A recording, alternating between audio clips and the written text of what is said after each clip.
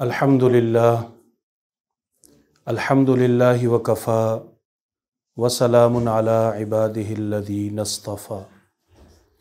قال اللہ تبارک و تعالی من عمل صالحا من ذکر او انثی وهو مؤمن فلنحیینہ حیاۃ طیبہ ولنجزینہم اجرہم بأحسن ما كانوا یعملون۔ وقال النبی صلی اللہ تبارک و تعالی علیہ وسلم احب الاعمال الی اللہ تعالی ادومها وان قل او کما قال رسول اللہ صلی اللہ علیہ وسلم۔ محترم حاضرین و ناظرین، السلام علیکم ورحمۃ اللہ وبرکاتہ۔ آج کی ہماری گفتگو کا عنوان ہے اعمال کی طاقت۔ اس دنیا میں جتنے بھی مسلمان ہیں ان میں سے ہر ایک کی دو خواہشات ہیں، اور وہ دو خواہشات اللہ کی مطلوبہ بھی ہیں، اللہ کی پسندیدہ بھی ہیں، اور بالکل جائز اور انسان کا مقصد بھی وہی ہے۔ ان میں سے ایک خواہش یہ ہے کہ میری دنیا کی زندگی اچھی ہو جائے، اور دوسری خواہش یہ ہے کہ میری آخرت بھی اچھی ہو جائے۔ دنیا کی زندگی بھی اچھی، پاک، صاف ستھری، کامیاب اور پریشانیوں سے پاک ہو، اور آخرت کی زندگی میں اللہ کی رضا اور اللہ کی طرف سے کامیابی کا اعلان ہو جائے اور مجھے جنت مل جائے۔ یہ ہر مسلمان کی دو خواہشات ہیں۔ یہاں تک تو بات بالکل ٹھیک بھی ہے، یہی خواہشات ہونی بھی چاہیے، اور اللہ بھی بندے سے یہی چاہتے ہیں۔ لیکن تھوڑا سا آگے چل کے انسان اس کامیابی کا ایک معیار خود طے کرتا ہے، ایک اللہ نے طے کیا ہوا ہے۔ انسان کی عقل یہ کہتی ہے کہ اگر تم دنیا میں کامیاب ہونا چاہتے ہو تو دنیا میں کامیابی کے لیے مال بہت زیادہ جمع کر لو، حلال اور حرام کی تمیز کے بغیر جمع کر لو، تم کامیاب ہو جاؤ گے۔ انسان کی عقل یہ کہتی ہے کہ اس مال کے بل بوتے پہ دنیا کی تمام آسائشیں اور سہولتیں حاصل کر لو، تمہارا ایک بہت بڑے صحن والا گھر ہو، اور اس صحن کے اندر ہر طرح کی گاڑیاں کھڑی ہوں، اور صحن کے اطراف اور گھر کے کونوں میں نوکر چاکر کھڑے ہوں جو تمہاری ایک آواز پہ تمہارے سامنے حاضر ہو جائیں۔ یہ زندگی کا سکھ ہے اور یہ کامیاب زندگی ہے۔ عقل انسانی یہ کہتی ہے کہ تمہارے پاس مال تب محفوظ ہوگا اور تم اس سے اچھے طریقے سے فائدہ اٹھا سکو گے جب تمہارے پاس پاور ہوگی، جب تمہارے پاس عہدہ ہوگا، ایک مضبوط عہدہ کہ جہاں تمہیں کوئی پریشان نہ کر سکے، اور جو تم کسی کو کہو ہر بندہ تمہاری بات مانے۔ یہ انسان کی عقل کہتی ہے۔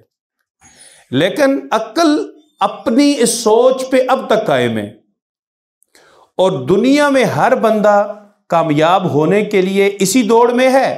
اور عجیب بات یہ ہے کہ تجربات کے ناکام ہونے کے باوجود پیسے، دولت، بڑے گھر اور گاڑی والے اور نوکر چاکر والے، مضبوط عہدے اور منصب والے ہی کو کامیاب سمجھا جاتا ہے، حالانکہ اگر زمینی حقائق دیکھے جائیں تو انسان ان چیزوں سے کامیاب نہیں ہوتا۔ دوسری طرف ہے شریعت، وہی اللہ کا حکم اور اللہ کے نبیوں کی تعلیمات، وہ اس کو یکسر مسترد کرتے ہیں۔ شریعت یہ کہتی ہے کہ مال دو طرح کا ہے تمہارے پاس، ایک ہے حلال اور دوسرا ہے حرام۔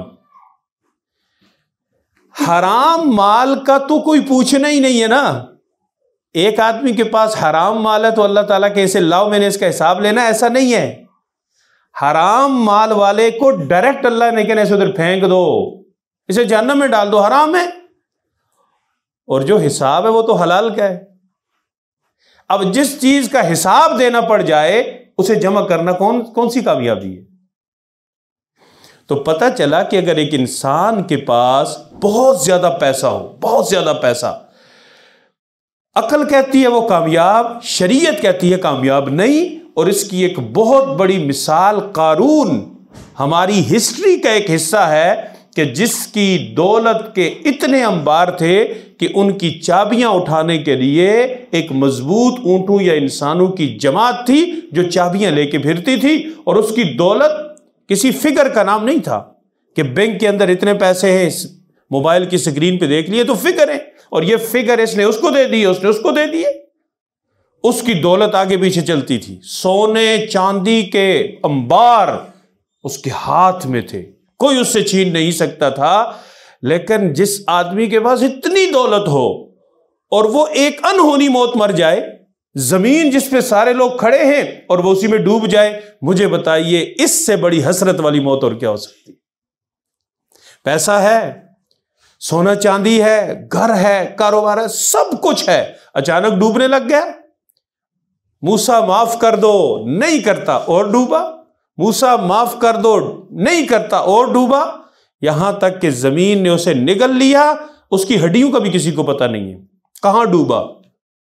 مجھے بتائیے سب کچھ سامنے ہو، انسان مر تو جاتا ہے، لیکن جب بچے، گھر، گاڑیاں سب سامنے اور وہ اسے دیکھ کے جا رہا ہو، یہ حسرت کی موت ہوتی ہے۔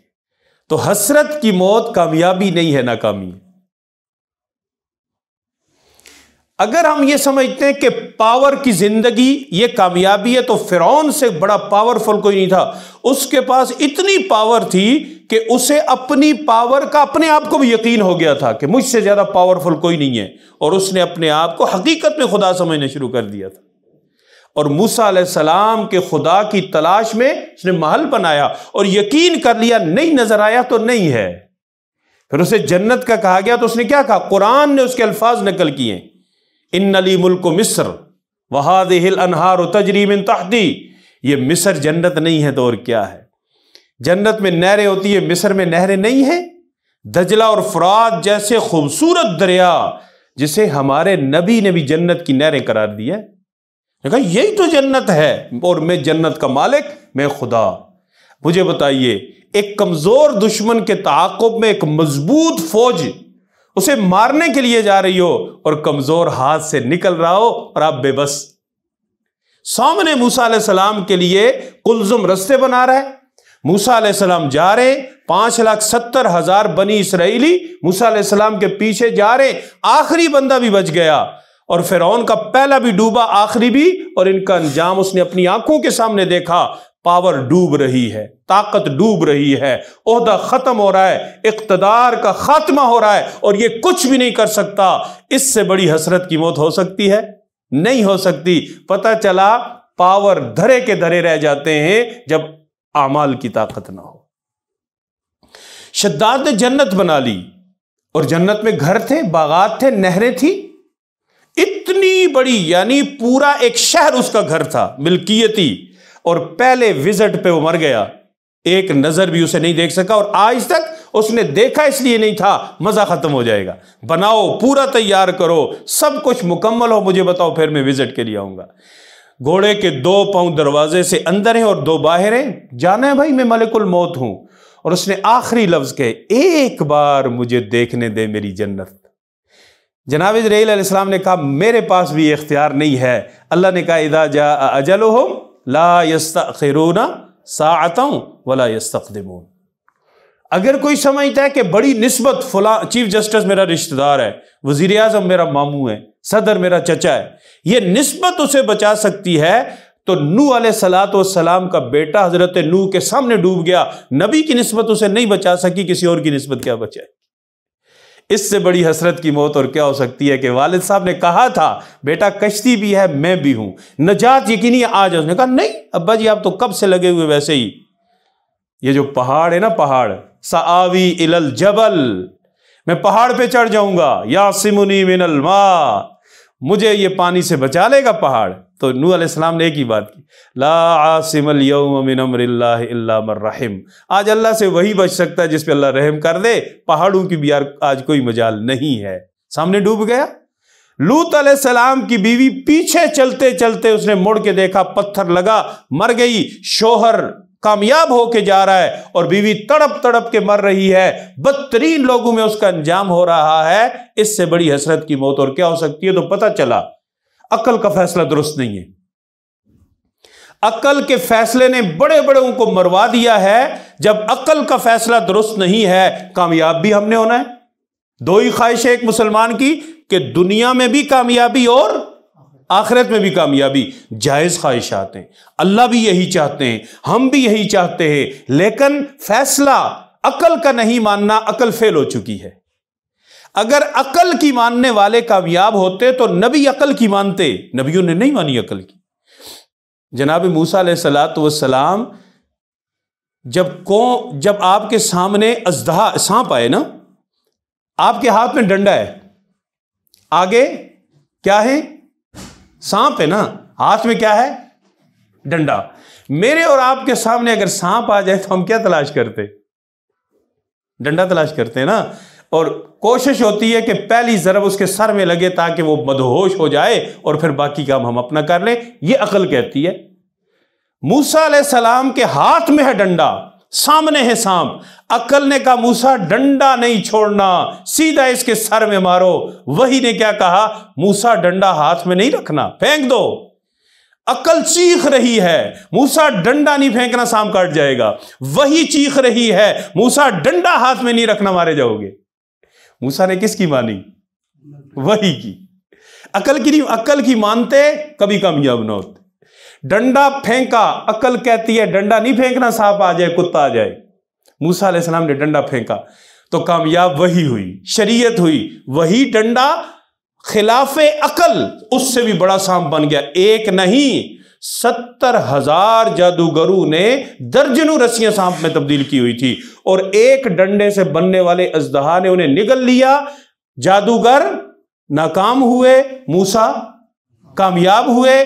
جادوگر عقل پہ چل رہے تھے، موسیٰ وحی پہ چل رہے تھے۔ موسیٰ علیہ السلام کی قوم کہتی ہے موسیٰ پانی چاہیے، اور پھر موسیٰ علیہ السلام کے ہاتھ میں کیا ہے؟ ڈنڈا، عصا۔ عقل کیا کہتی ہے کہ اس ڈنڈے کے لیے کھدال ڈھونڈو، اس کھدال کو اس ڈنڈے میں فٹ کرو، کھودنا شروع کر دو، زمین سال لگ جائے گا، پانی نکل آئے گا۔ موسیٰ علیہ السلام کے ہاتھ میں ہے ڈنڈا، عقل کہتی ہے زمین کھودو، وحی کہتی ہے پتھر پہ مارو۔ عقل کہتی ہے نہیں مارنا، ڈنڈا ٹوٹ جائے گا۔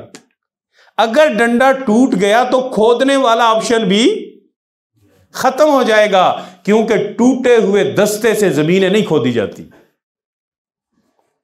موسیٰ علیہ السلام ادھر شریعت کو دیکھ رہے، ادھر عقل کو دیکھ رہے۔ موسیٰ علیہ السلام نے کہا نہیں عقل، تیری بات غلط ہے، مجھے میرا رب، میری شریعت وہی کہہ رہی ہے اسے پتھر پہ مارو، ضرور کچھ نہ کچھ فائدہ ہوگا۔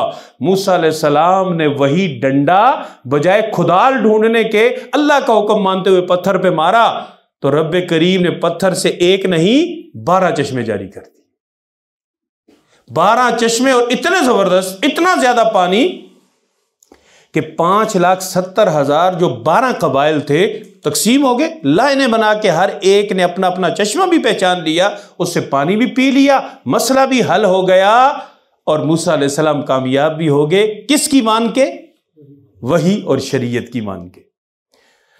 انبیاء کرام کی زندگی ہو، انبیاء کرام کی زندگی ہو یا ایک عام آدمی کی زندگی ہو، دونوں کو کامیابی چاہیے، دنیا کی بھی اور آخرت کی بھی۔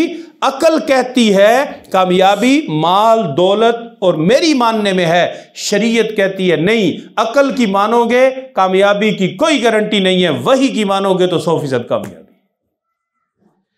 تو اس لیے میرے بھائیوں اور بزرگوں، اللہ کا قرآن یہ کہتا ہے، میرے اور آپ کے لیے اللہ کے قرآن کا پیغام اعمال ہے، مال نہیں، وحی ہے، عقل نہیں، شریعت ہے، اسباب نہیں۔ اور وہ شریعت، وہ وحی، وہ اللہ کا حکم کیا کہتا ہے؟ من عمل صالحا من ذکر او انثی، مرد ہو یا عورت، اچھے اعمال کا ذخیرہ ہوگا ایمان کے بل بوتے پہ، فَلَنُحْيِيَنَّهُ حَيَاةً طَيِّبَةً، ہمارا وعدہ ہے ہم تمہیں زندگی کی کامیابیاں دیں گے، حیات طیبہ دیں گے، پاکیزہ مطہر زندگی، کامیاب زندگی۔ وَلَنَجْزِيَنَّهُمْ أَجْرَهُمْ بِأَحْسَنِ مَا كَانُوا يَعْمَلُونَ، اور آخرت کا اجر بھی ہم دیں گے اور بہترین دیں گے۔ تو پتہ چلا کہ اگر ہم اپنی ان دو خواہشات کی تکمیل چاہتے ہیں، دنیا بھی کامیاب آخرت بھی کامیاب، تو جس وقت تک اعمال کی طاقت پہ ہمارا یقین نہیں ہوگا، یقین جانیے ہم مارے مارے پھرتے رہیں گے، ہمیں کامیابی نہیں مل سکتی۔ اپنے آپ کو اس بات پہ آمادہ کیجئے کہ اعمال کے اندر طاقت ہے۔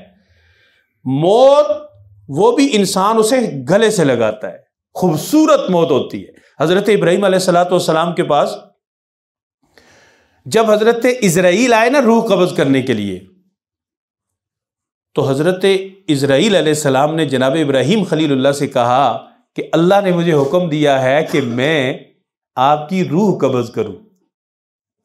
تو حضرت ابراہیم نے بڑی زبردست بات کی، اسرائیل سے کہا، اسرائیل تو نے کوئی ایسا خلیل دیکھا ہے جو اپنے خلیل کی روح قبض کرتا ہو؟ کوئی ایسا دوست دیکھا ہے؟ اور خلت جو ہے نا، دوستی میں خلت یہ سب سے اعلیٰ ڈگری ہے، خلت۔ دیکھا ہے کوئی ایسا خلیل؟ تو اسرائیل علیہ السلام پریشان ہو گئے، بات تو ان کی ٹھیک ہے، واپس چلے گئے اللہ کے پاس، اور اللہ سے کہا اللہ وہ تو کہتے ہیں کہ کیا آپ نے کوئی ایسا خلیل دیکھا ہے جو اپنے خلیل کی روح قبض کرے؟ تو اللہ نے کہا ان سے جا کے کہو آپ نے کوئی ایسا خلیل دیکھا ہے جو خلیل کی ملاقات سے انکار کرے؟ اللہ اکبر۔ یہ جب سنا ہاتھ کھڑے کر، جلدی کرو، کون سا خلیل ہے جو ملاقات کرتا ہے؟ میں نے اپنے رب سے ملاقات کرنی ہے۔ یہ ہے خوبصورت موت، جس میں کوئی حسرت نہیں ہے، جس میں کوئی آرزو نہیں ہے۔ اور حضرت بلال حبشی رضی اللہ تعالیٰ عنہ نے جب آخری وقت میں نئے کپڑے منگوائے تو کسی نے کہا حضرت جی ساری زندگی پرانے کپڑے اور موت کے وقت نئے کپڑے، نیا امامہ؟ تو حضرت بلال نے کیا کہا، مجھے نئے کپڑے اچھے نہیں لگتے، میں اس لیے تیار ہو رہا ہوں کہ کل میں نے اپنے محبوب سے ملاقات کرنی ہے، حضور سے۔ غدن نلقى الاحبا، پیاروں سے ملنا ہے کل ہم نے، محمد و حزبا، آپ صلی اللہ علیہ وسلم اور آپ کے صحابہ سے ملنا ہے، یہ نئے کپڑے تو اس کی تیاری ہے۔ اتنا یقین تھا صحابہ کو حضور کی بات پہ اور اعمال پہ۔ حضرت اماں عائشہ کو حضور نے دیکھا رضی اللہ تعالیٰ عنہ درم دھو رہی ہیں، سونے چاندی کے سکے رگڑ رگڑ کے دھو رہی ہیں۔ عائشہ یہ کیا کر رہی ہو؟ کہا حضور میں نے آپ سے سنا ہے کہ جب انسان کسی مال کو خیرات کرتا ہے، صدقہ کرتا ہے، وہ سیدھا اللہ کے پاس جاتا ہے، تو میں نے صاف کر رہی ہوں میرے اللہ کے پاس جائیں اور یہ میلے ہوں، میری غیرت گوارا نہیں کرتی۔ یہ ہے یقین، اور یہ یقین اعمال پہ ہوگا، یقین جانیے دنیا اور آخرت میں کامیابی ہے۔ وَبَشِّرِ الَّذِينَ آمَنُوا وَعَمِلُوا الصَّالِحَاتِ، خوشخبری سنائیے ایمان والوں کو اور اعمال صالحہ۔ کس کو خوشخبری ہے؟ ایمان اور عمل، ایمان والوں کو اور عمل والوں کو خوشخبری سنائیے۔ کیا خوشخبری؟ ان لہم جنات تجری من تحتہا الانہار، انہی کے لیے تو جنت ہے جس کے نیچے نہریں بہ رہی ہیں۔ کلما رزقوا منہا من ثمرۃ رزقا، جب بھی کھانا ملے گا پھلوں کا ملے گا۔ قالوا ھذا الذی رزقنا من قبل، اللہ جی تو پہلے بھی ملا ہے۔ اللہ فرمایا وَأُتُوا بِهِ مُتَشَابِهًا، دیا جائے گا ملتا جلتا، شکل ایک جیسی، ذائقے سب کے مختلف، پھل دیکھنے میں دنیا کے پھلوں جیسے، لیکن کھا کھا کے جی نہیں بھرے گا۔ کلما رزقوا منہا من ثمرۃ رزقا قالوا ھذا الذی رزقنا من قبل وَأُتُوا بِهِ مُتَشَابِهًا وَلَهُمْ فِيهَا أَزْوَاجٌ مُطَہَّرَةٌ، پاکیزہ بیویاں۔ انسان اپنی شریک حیات کی حسن پہ، صورت پہ تو سمجھوتا اور کمپرومائز کرتا ہے، اخلاق اور کردار پہ کوئی غریب آدمی بھی کمپرومائز نہیں کرتا۔ کردار مشکوک ہو، غریب کا جینا بھی دو بار ہو جاتا ہے۔ اللہ نے فرمایا بیویاں بھی پاکیزہ با کردار۔ وَهُمْ فِيهَا خَالِدُونَ، اعمال والے ہمیشہ رہیں گے، پاکیزہ بیویاں ہوں گی، پھل ہوں گے، رزق ہوگا، اور ہمیشہ رہنے کی جنت ہوگی اور اللہ کی رضا ہوگی۔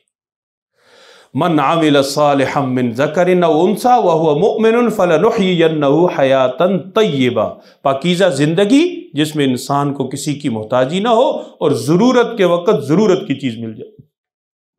अल्लाह के रसूल सल्लल्लाहु अलैहि वसल्लम के सहाबी, उनके घर में खाना नहीं है, आटा नहीं है। बीवी ने कहा हज़रत जी खाना नहीं है, बच्चे रो रहे हैं। सारे घर वाले नमाज पढ़ने लग गए। सलाम फेरा, देखा खाना नहीं है, कहा फिर पढ़ो। फिर पढ़ना शुरू हो गए। फिर सलाम फेरा, फिर कुछ नहीं। हजरत जी कोई नहीं, कुछ नहीं है, कहा फिर नमाज पढ़ो।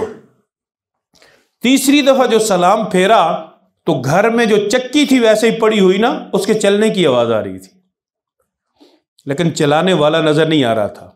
पास जाके देखा तो उससे आटा निकल रहा है। चक्की चल रही है, आटा फेंक रही है और भर गए हैं उसके अतराफ। और जल्दी करो, बर्तन लाए गए, सारे घर के बर्तन भर गए। अब आटा है, आ रहा है और रखने की जगह नहीं है। अचानक दिल में ख्याल आया कि देख तो लूं, न दाना आ रहा है न चलाने वाला है, आटा कहां से आ रहा है। चक्की का पार्ट उठाया, अंदर दाना तो नजर आ गया, चक्की रुक गई। अब रखी, बड़ी कोशिश की, चक्की नहीं चली। सीधे हुजूर सल्लल्लाहु अलैहि वसल्लम की खिदमत में हाजिर हुए, अल्लाह के महबूब ये हुआ और उसके बाद ये हुआ और फिर ये हुआ। आप सल्लल्लाहु अलैहि वसल्लम ने फरमाया तेरी नमाज की वजह से और तेरे यकीन की वजह से दाना अल्लाह ने भेजा, चलाने वाले फरिश्ते थे। काश कि तू जल्दी न करता, उस चक्की को उठा के ना देखता, ये क़यामत तक इंसानों को आटा देती रहती, बगैर दाने के देती रहती। नमाज से मिला ना, और नमाज एक अमल है। हमारे पास नमाजें हैं लेकिन उन नमाजों से लेने का यकीन नहीं है।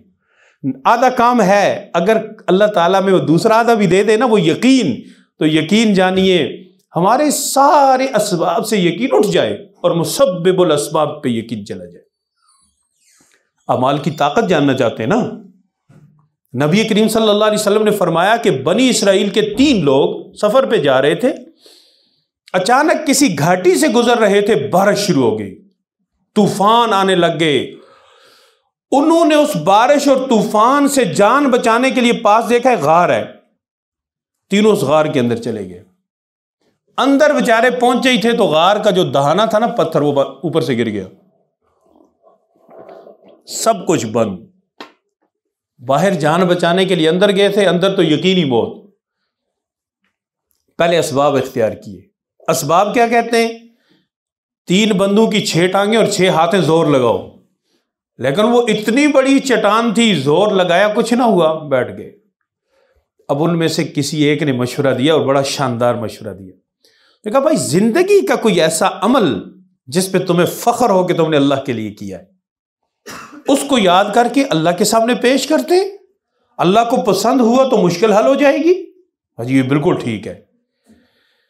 या अल्लाह में चरवाहा था, बकरियां चराता था, शाम को जब घर आता उनका दूध दोता, और दूध दोने के बाद एक तरफ मेरे बच्चे भूखे होते और दूसरी तरफ मेरे बूढ़े माँ बाप।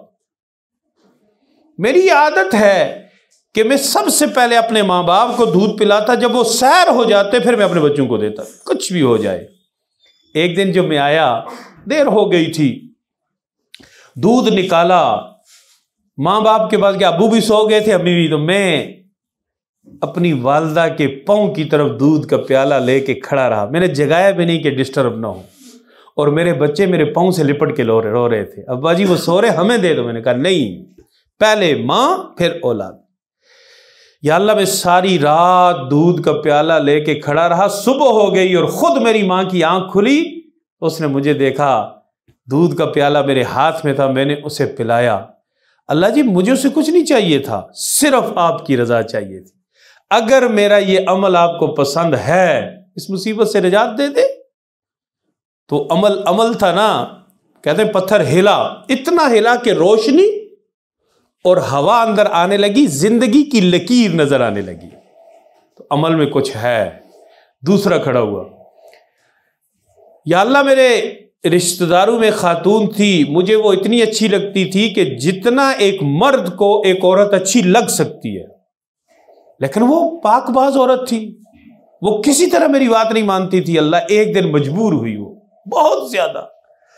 اس نے مجھ سے پیسے مانگے ادھار، میں نے کہا ادھار نہیں، پیسے تجھے دوں گا، میری ضرورت پوری کر، میری خواہش پوری کر۔ اللہ جی وہ بے بس عورت، اس سے جب کہیں سے کچھ نہ ملا وہ اپنی عزت قربان کرنے کے لیے تیار ہو گئی میرے جیسے درندے اور بھیڑیے کے سامنے۔ یا اللہ وہ وقت آ گیا کہ جب اس کے اور میرے درمیان کوئی حائل نہیں تھا، اس کی زبان سے ایک جملہ نکلا، اتق اللہ، اللہ سے ڈر۔ اللہ جی میں ڈر گیا، مدتوں کی خواہش جب تکمیل کے قریب تھی، میں صرف آپ کے لیے ڈرا اور میں اٹھ گیا، میں نے اپنی خواہش کو پورا نہیں کیا اس کے جملے کی خاطر، اتق اللہ، اللہ میں نے آپ کے لیے یہ گناہ چھوڑا، اگر میرا یہ عمل آپ کو پسند ہے تو ہمیں نجات دے، نہیں ہے تو آپ کی مرضی۔ پتھر اور ہلا، زندگی کی امید بڑھ گئی، اور پتھر کو جو اسباب نہ ہلا سکے اعمال نے ہلا کے رکھ دیا۔ تیسرا کھڑا ہوا، اس نے کہا یا اللہ، مزدور ایک میرے پاس آیا تھا، کام طے، مزدوری طے، جب کام ہو گیا تو شام کو میں اسے پیسے دینے لگا، اس نے کہا تھوڑے، کام زیادہ تھا، آپ پیسے تھوڑے، میں نہیں لیتا۔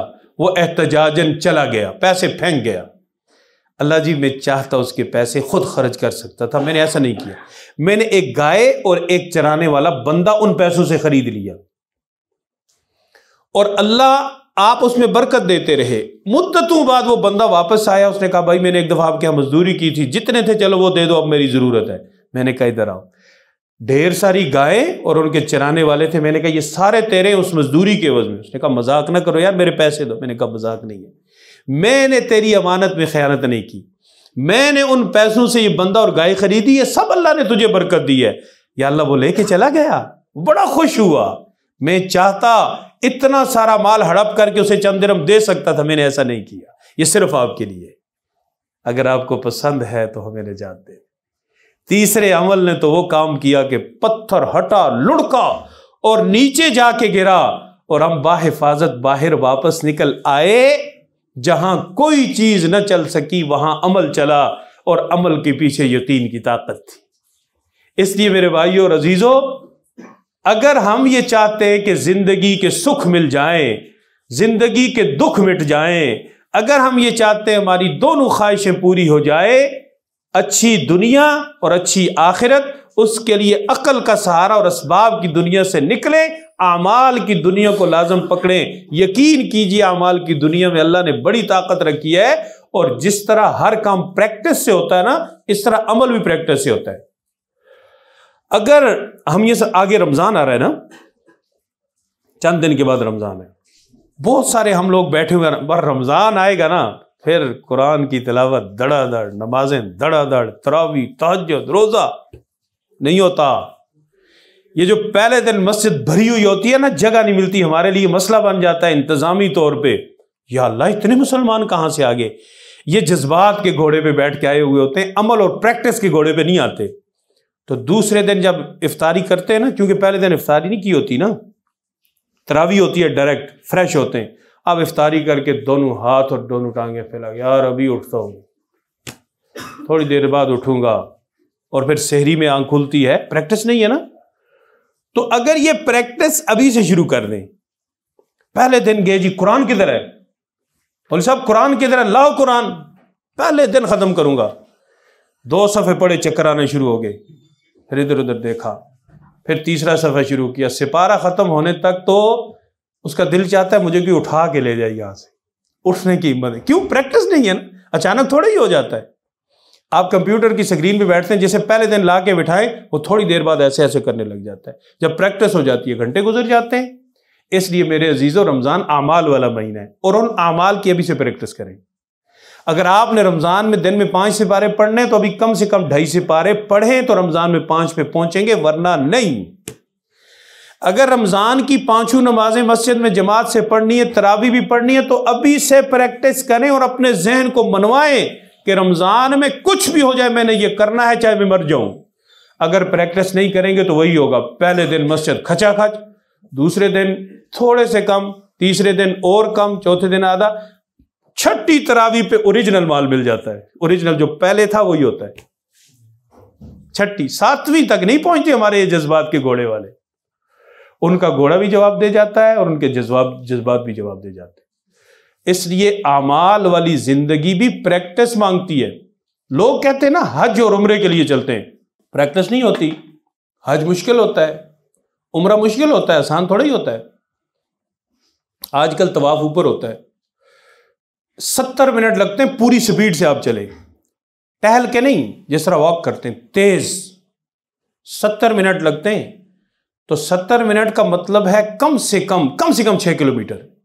6 کلومیٹر آپ نے طواف کرنا ہے، اور 5 کلومیٹر صفا مروہ ہے، تو یہ 11 کلومیٹر باہر سٹاپ سے فیض آباد بنتا ہے.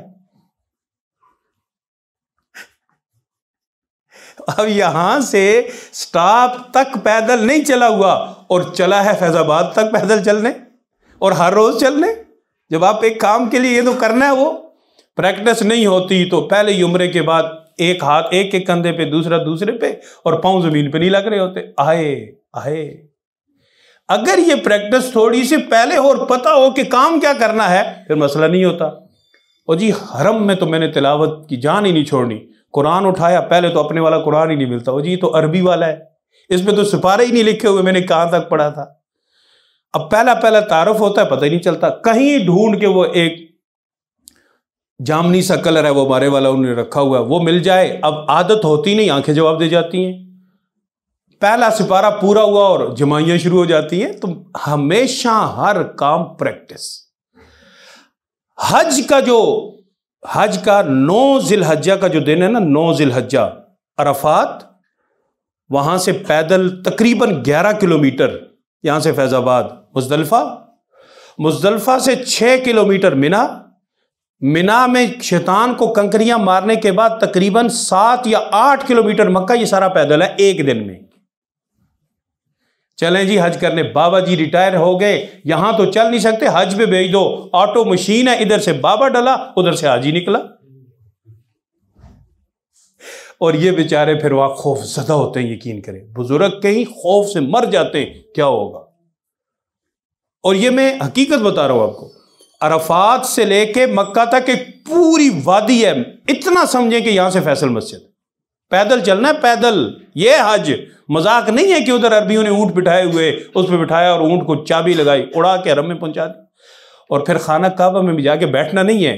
حج کا طواف کرنا ہے اور حج کی سعی کرنی ہے، وہی یہاں سے فیض آباد والا کام. تو میں عرض کرنے کا مقصد آپ کو حج عمرے سے ڈرانا نہیں ہے. عرض کرنے کا مقصد یہ ہے کہ اگر آپ ان کا لطف لینا چاہتے پہلے پریکٹس کریں. حج عمرہ یہ نہیں ہوتا یار بڑی حج کی خواہش ہے اور پیسوں سے کپڑے خرید رہے، جوتے خرید رہے، آئی فون پہ نظر رکھی ہوئی ہے نیا کب آئے گا میں وہ خریدوں اور کروں گا حج. بھائی آئی فون آپ نے لینا ہے وہ آپ لے لیتے ہیں، چاہے وہ 4 لاکھ 5 لاکھ 6 لاکھ کا ہو، اور آپ یہ گوگل نکالیں نا، اس پہ ہر روز سرچ ہوتا ہے آئی فون 16. میں نے تو سچی بات ہے کبھی رکھا نہیں، یہاں دیکھتا ہوں میں کہ پاکستانیوں نے آئی فون 16 سرچ کیا ہوتا ہے، یہ ٹاپ ٹرینڈ ہوتا ہے. وہ سرچ ہے، اس کے لیے مشقت ہے اور ہر بندہ لے لیتا ہے. حج کے لیے دعا کریں بلاوا آ جائے. مجھے ایک آدمی کہتا ہے پیسے دے، اس کے بعد کہتا ہے جی، میں نے کہا جی آپ حج کیوں نہیں کرتے؟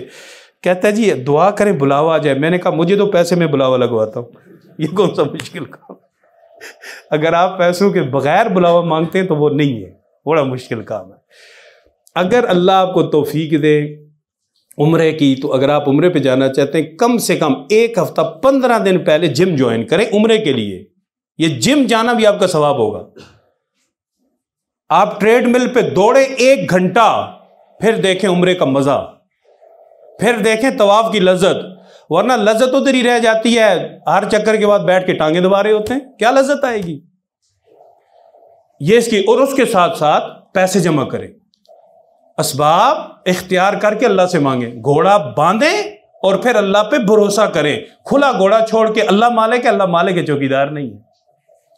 مفتی محمد شفیع صاحب رحم اللہ کی ایک صاحبزادی تھی، آخری بات عرض کرتا ہوں. انہوں نے ان سے کہا، مفتی شفیع صاحب دارالعلوم کراچی، مفتی تقی عثمانی صاحب کے والد، ابو جی حج کی خواہش ہے. اتنا بڑا آدمی سے کہا یا اللہ میری بیٹی کو حج کی. نہیں کہا بیٹی تیاری کی ہے؟ کہا جی کیا تیاری؟ کہا پیسے جمع کرنے شروع کیے. ابا جی میرے پاس پیسے کہاں سے آگے؟ کہا گھر کا خرچہ ملتا ہے نا کچن کے لیے، ہاں وہ تو اس سے بچاؤ، پیسے جمع کرو، اپنا کام تم کرو، اللہ سے مانگو، اللہ اپنا کام کریں گے. اچھا، پیسے جمع کرنا شروع کر دیے، اور اللہ کی شان کچھ عرصے کے بعد فوت ہو گئی۔ جب ان کا سامان نکالا گیا تو ایک ڈبہ تھا، اس پہ لکھا تھا حج کے پیسے، اور اندر 12 روپے پڑے ہوئے تھے۔ حج کے لیے جمع شدہ رقم، اندر 12 روپے۔ ابا جی نے اٹھائے، رونا شروع ہو گئے، کہا میری بیٹی نے مجھ سے یہ کہا تھا، میں نے کہا تھا پیسے جمع، یہ جمع شروع کیے تھے، اب اس کا حج میں کروں گا، اور ان 12 روپے کے ساتھ جتنا ضرورت ہوگا میں ڈالوں گا۔ ساتھ پیسے ملائے، ان 12 روپوں کو بھی ڈالا، اور اپنی بیٹی کی طرف سے حج کیا۔ یوں طلب صادق کی وجہ سے اللہ نے جو کام زندگی میں نہ ہو سکا، موت کے بعد کروا دیا۔ تو اس لیے میرے عزیزو، نماز بغیر پریکٹس کے نہیں ہوتی۔ دعا، ہمیں تو پتہ ہی نہیں اللہ سے مانگنا کس طرح ہے، تو کر کے اللہ سے مانگتے، یا اللہ تو یہ دے دے، تو وہ دے۔ بھائی تو کر کے مجھ سے مانگے، میں دوں گا کچھ؟ عزت کے الفاظ، اللہ جی آپ کرم کریں، اللہ جی آپ مہربانی کریں، اللہ جی آپ دینے والے آپ دیں۔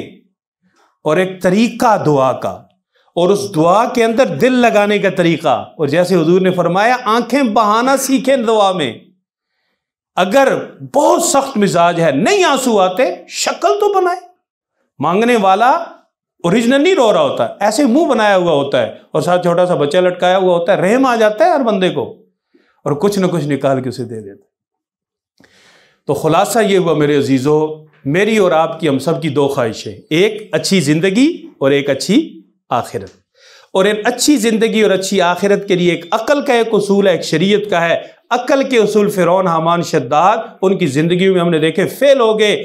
عمل کا اصول زندہ ہے، اپنے اعمال کو درست کریں، اللہ کی رضا کے لیے کریں، انشاءاللہ اللہ کا قرآن یہ کہتا ہے زندگی بھی اچھی ہوگی اور آخرت بھی اچھی ہوگی۔ اللہ تعالیٰ عمل کی توفیق عطا فرمائے۔ وآخر دعوانا ان الحمدللہ رب العالمین، الحمدللہ رب العالمین، والعاقبۃ للمتقین، والصلاة والسلام علی رسولہ محمد وآلہ واصحابہ اجمعین۔ اللہم لک الحمد کما انت اہلہ، فصل وسلم علی سیدنا محمد کما انت اہلہ، وافعل بنا کما انت اہلہ، فانک اہل التقوی واہل المغفرہ۔ صلی اللہ تعالی علی خیر خلقہ محمد وآلہ۔